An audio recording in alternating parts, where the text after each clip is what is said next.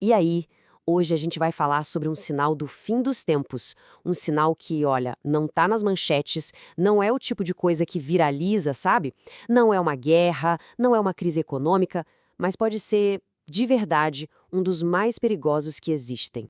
É isso mesmo, a gente se concentra tanto no que é grande, no que dá pra ver, né?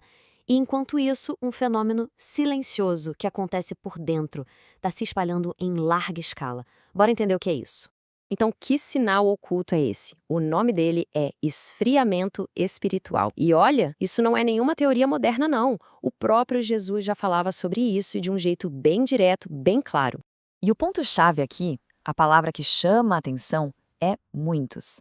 Pensa bem, ele não disse o amor de alguns vai esfriar, ou de poucos. Não, ele disse de muitos. Isso já mostra que é um problema em larga escala, algo que ia afetar assim, um grande número de pessoas. Certo. E como é que esse desgaste lento acontece? Porque, olha, é fundamental entender uma coisa: esse esfriamento não é um interruptor que vira de uma hora para outra. Não é um evento. É um processo lento, gradual. Ninguém simplesmente acorda um dia e pensa, hoje estou espiritualmente frio. Não é assim que funciona. Começa de um jeito bem sutil, sabe? Aos pouquinhos, a pessoa começa a separar menos tempo para Deus, o interesse vai diminuindo, as distrações do dia a dia, o trabalho, os problemas, tudo isso vai ganhando mais espaço. E quando se dá conta, aquela chama que antes era forte já está bem fraquinha. A mudança por dentro é gritante. O que antes era uma fome, uma sede de estar perto de Deus, hoje vira indiferença. A entrega que era total, de coração, se transforma numa rotina, algo mecânico.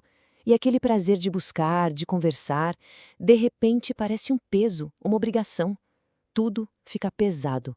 E é aqui que mora o perigo, a parte mais enganosa de tudo isso. Porque por fora, a vida continua igual. A pessoa continua indo aos cultos, continua ouvindo a palavra, participa das atividades. A aparência, a fachada, tá toda lá. Mas por dentro, o amor já esfriou. O coração, que é o que importa, já não tá mais ali. E esse é o ponto central da questão.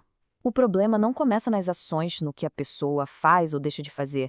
Ele começa no coração. Primeiro se perde o amor e só depois, como consequência, a prática se perde. É por isso que o aviso de Jesus foi específico. Não foi as obras vão parar, foi o amor vai esfriar. Porque, pensa bem, quando o amor esfria, todo o resto perde o sentido. Vira tudo mecânico. A oração vira só uma tarefa para arriscar da lista. Ler a palavra se torna um fardo. A comunhão com outras pessoas vira só um evento social sem vida, sem propósito de verdade. Tá, mas por que isso acontece? Qual é a raiz do problema? Por que o amor de tantas pessoas acaba esfriando assim? A resposta, de novo, vem direto das palavras de Jesus. Por se multiplicar a iniquidade. O que isso quer dizer? Basicamente que o ambiente em que a gente vive tem uma influência gigantesca. Conforme o mundo vai se afastando dos valores de Deus, normalizando coisas que antes eram vistas como erradas, a pressão em cima de cada um aumenta. É como se a frieza do mundo fosse aos poucos se infiltrando. E olha que interessante, não é preciso tomar uma decisão ativa de se afastar.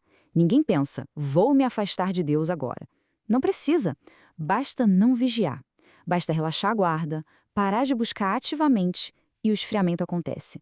É quase como a lei da gravidade espiritual. Acontece por inércia se a gente não fizer nada. E é isso que torna tudo um perigo silencioso. O maior sinal do fim dos tempos talvez não seja nem o mundo piorando lá fora, mas sim o coração das pessoas esfriando aqui dentro. Porque, no final das contas, é a condição do coração que vai determinar a capacidade de alguém ficar de pé. Porque uma pessoa com um coração frio, ela simplesmente não aguenta o tranco, não sustenta a pressão. Fica muito mais fácil de ser enganada, de cair em qualquer conversa, e no fim, não consegue se manter firme. A base está fraca. É por isso que esse sinal é tão sério. Ok, diante de tudo isso, existe uma saída? Qual é o caminho de volta? A resposta é bem simples, mas muito poderosa. É uma única palavra: voltar. E aqui tem um segredo. A solução não é ficar esperando a vontade chegar, esperar um sentimento aparecer. Não, é tomar uma decisão. Uma decisão consciente de voltar. O amor espiritual não se sustenta sozinho. Ele precisa ser alimentado, protegido, e isso começa com uma decisão, não com um sentimento. A decisão vem primeiro. E essa decisão de voltar se manifesta em atitudes práticas. Primeiro, voltar à presença, separar tempo para orar, para estar junto. Segundo, voltar à palavra, se alimentar dela de novo. E terceiro, que amarra tudo, voltar ao relacionamento, um relacionamento real, íntimo, que é a base de tudo. E para a gente fechar essa reflexão, fica esse alerta. O esfriamento espiritual não faz barulho. Ele é um inimigo silencioso. Não manda aviso, não grita, mas ele destrói em silêncio, corroendo a fé de dentro para fora. E a grande lição é essa: quem guarda o coração permanece vivo, mesmo no mundo que está cada vez mais frio. Cuidar, proteger o coração contra essa frieza toda é o que nos mantém aquecidos, firmes, de pé, não importa o que aconteça lá fora.